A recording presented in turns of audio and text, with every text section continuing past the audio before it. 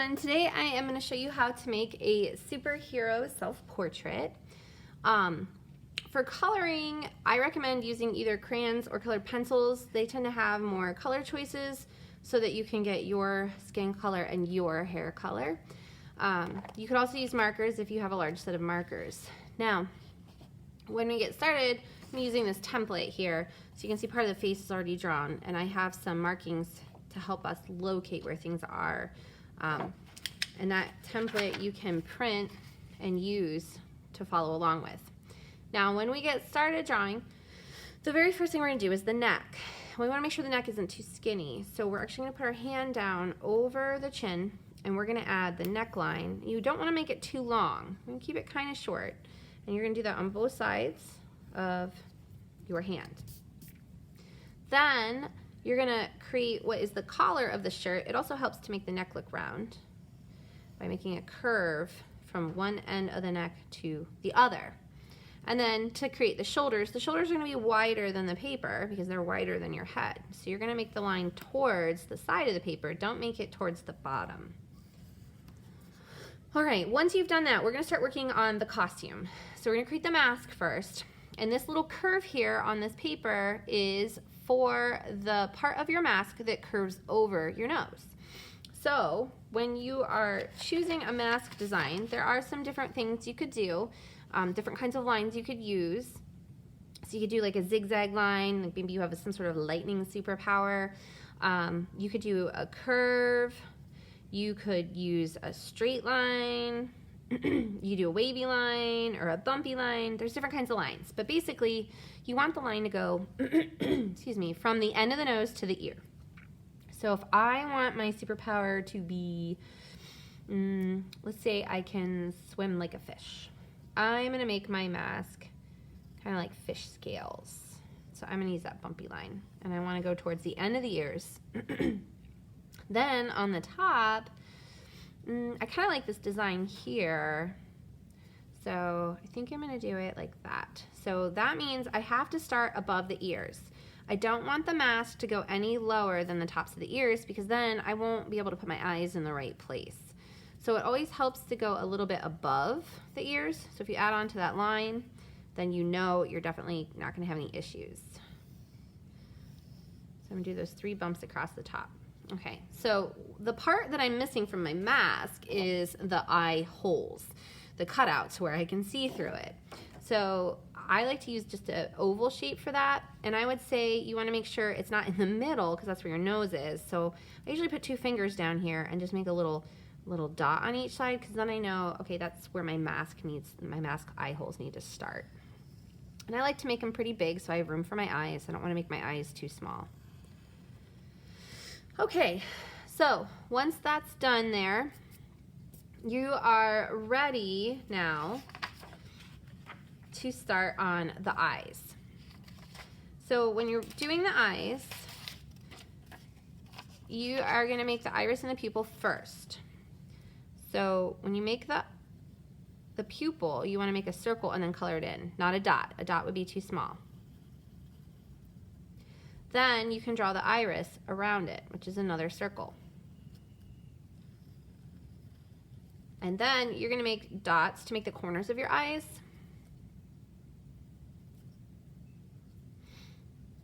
And then the last step then is to connect the dots.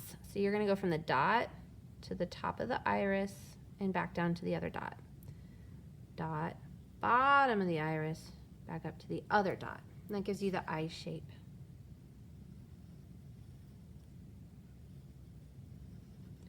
Then you can add a couple of details to your eyes if you'd like. So for example, the eyelid crease, and you can look in a mirror to kind of figure out where your eyelid crease is. And then you also have the option to add eyelashes if you want. You want to keep them kind of short. Usually the top of your eye has more eyelashes than the bottom of the eye does. Now in this particular self-portrait, you're not going to see your eyebrows because they're covered by the mask. So once you're done drawing the eyes, we're going to move on to the nose.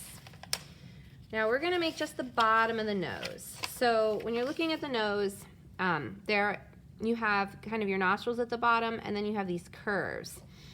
So to make those, We're gonna start with the curve in the middle, and that's what this dot here is for. So you're gonna make a curve that touches that dot. Then you're gonna make these hooks that hook back, and that's for the nostrils. Unless you were you wouldn't make circles for those, because if you were doing that, you'd be looking directly up your nose, and you're not. So you can't really see a circle shape, but you can see the curve of the edge of the nostril. And then you're gonna make the curve for the outside edge of the bottom of your nose, kind of like that. All right, so once the nose is done, then we're gonna move on to the mouth. So when we make the mouth, we're gonna start with the line in the middle. You have a top lip and a bottom lip. So that line in the middle should be usually about as long as the space between your two eyes. So if you went from pupil to pupil, you want it to touch the final dot down here, okay? Then to make the top lip, there's this little dip in it called the philtrum.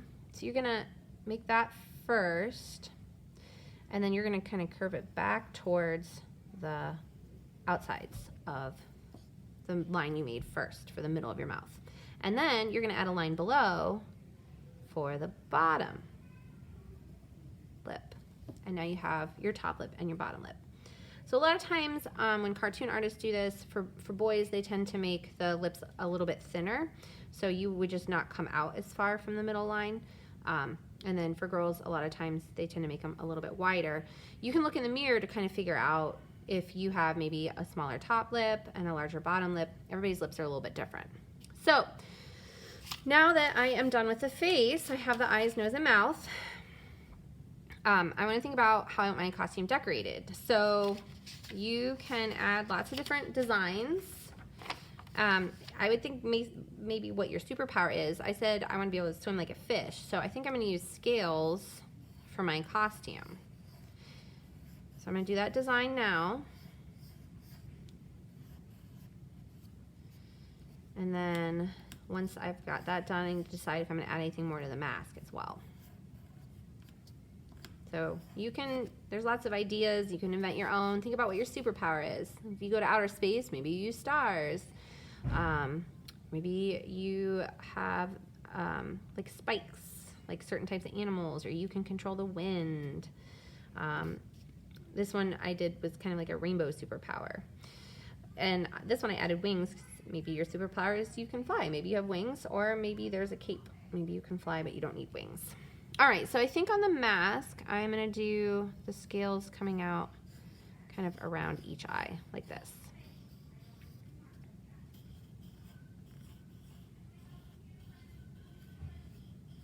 Okay, so now that my costume's done, I am gonna add the hair. Now hair can be tricky because everybody has different hair. Some people have straight hair, some have wavy, some have really curly. So you're gonna have to figure out by looking in the mirror what your exact hair looks like. Your hair might be up, like in this one, I have my hair kind of in these two buns. Or your hair might be down, like I have in this. Or boys obviously usually have a shorter haircut, not always. So you can look in the mirror to figure out exactly what your hair looks like, but there's two lines to making the hair. So I'm gonna show you some different hairstyles. So for boys, usually the hair comes towards the top of the ears, not always, but usually. There's a dot here, that is the top of your head. So your hair has to come above that point a little bit. So for boys, a lot of times if they have shorter hair, kind of comes down both sides like this. And that's the outside line of the hair. But there's an inside hairline along your forehead as well. So for boys, sometimes it just comes kind of up from each side, from the top of each ear. And then if it's coming down across the forehead, it's usually some sort of zigzag. And you might have really long hair that comes down across your forehead, or your hair could be really, really short. So again, you'll have to look in the mirror to figure that out. So if it were shorter, then it might be, maybe you have like a widow's peak or something like that. Okay, so you'll have to look to kind of figure that out. Some hairstyles for boys are a little bit longer. So if it was, maybe you have like kind of like a curly, longer sort of hairstyle that comes below your ears, that's possible too. Or maybe you have curls that kind of stick out below your ears. I'm not sure about that one, but and then, you know, maybe it's curly kind of in the middle too. So you'll just kind of have to figure out what hairstyle is going to work for you based on how you look. Now, longer hairstyles, especially for different girls, can be done where you draw the length of your hair. So, I mean, maybe your hair is shoulder length like that. Or maybe your hair comes just under your chin like that. So kind of figure out where your length is. If you have really long hair, then I usually just draw it behind the shoulders if the hair is longer. So I could go like that and then stop at the shoulders. My hair is actually pretty long and straight. For the inside line, a lot of girls have what we call a part. So that means the hairline here, part of the hair goes to one side, part goes to the other. So if your hair is like that, you're gonna add the part line at the top, and then on the inside you would draw kind of towards each ear like that. And that can give you the longer hair. And then this space above the mask is your forehead.